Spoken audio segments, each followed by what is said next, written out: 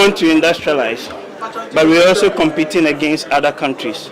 And in a place like Cote d'Ivoire, they are generating power at around 10 cents per kilowatt hour.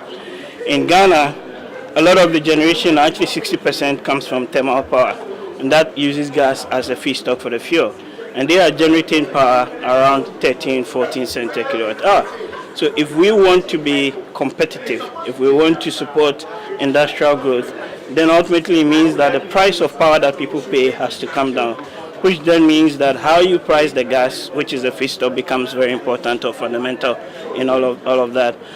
When you look at the situation now in the country, the price, I would argue, is still relatively high, and as we showed in the presentation, part of that is because there's a lot of rents, extra monies that is going to the government, which is over and beyond the actual cost of delivering the gas.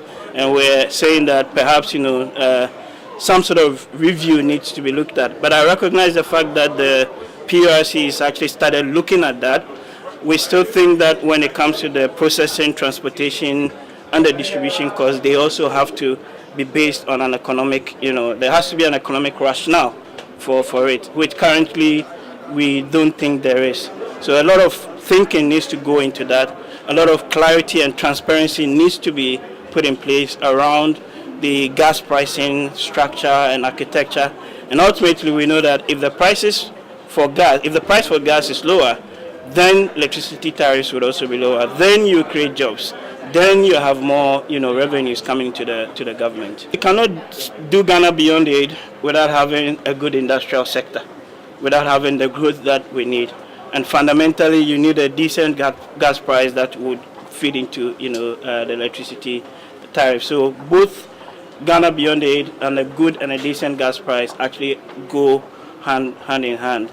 The question has been that the price currently, as is constituted, it's still not one that would actually drive, broad-based industrial growth and development, which is why we are saying that a second look of that, pricing makeup needs to happen, particularly around the bit on the pricing, on the transportation, the gathering, and then the processing costs.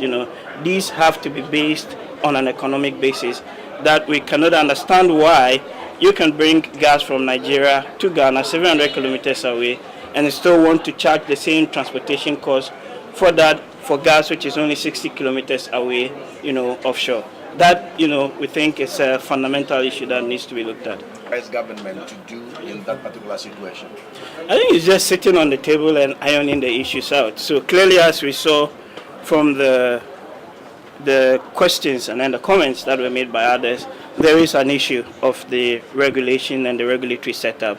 And it's one that would have to be resolved among the different entities themselves. So with the government or the Ministry of Energy shepherding the process, because all these agencies actually fall under the Ministry of Energy anyway.